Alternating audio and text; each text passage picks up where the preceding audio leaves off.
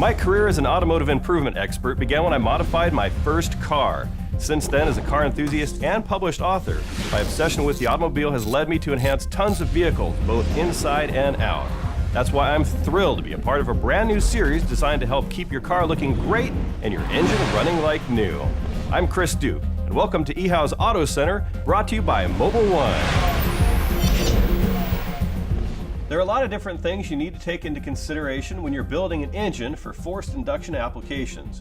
Before you do anything, consider stopping by a local mechanic or stop by a car show. Us gearheads love to share our knowledge, or maybe we love to prove we know more than you do, but either way, we can help you figure out the particulars.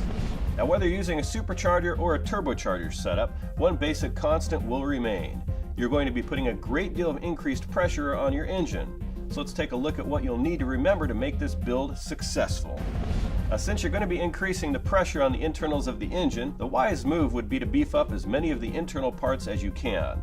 While this might seem to be a bit of an expense up front, it's much cheaper than having to replace an entire engine. So let's start with the bottom and work our way on up to see what we could do to get this engine ready for some serious power. Starting with the crankshaft, piston rods, pistons, and camshafts, your best bet is to go forged. Forged items will have a much higher strength tolerance over most cast parts. Performance-forged pistons, rods, and crankshafts are designed and made to take the added power and pressure associated with a forced induction engine. Camshafts designed for forced induction will greatly help relieve stress on the internals under heavy power loads as well. Sadly, these are usually the weakest link when people add forced induction because most people are adding their supercharger or turbocharger to an engine that is currently installed and running in a vehicle. Therefore, most of the extra work, if any, they do is on the top end. Speaking of the top end, you are going to most likely want to go with head studs over typical head bolts. Studs use a nut or fastener torqued into place as compared to a head bolt, having the entire bolt applying the pressure. Head studs will give you a more accurate and evenly distributed torque load, which in turn will help keep the head gaskets from failing due to the higher pressure.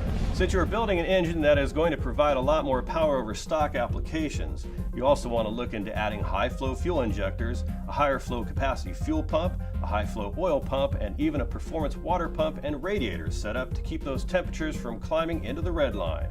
A beefier transmission will also prevent you from destroying your gears.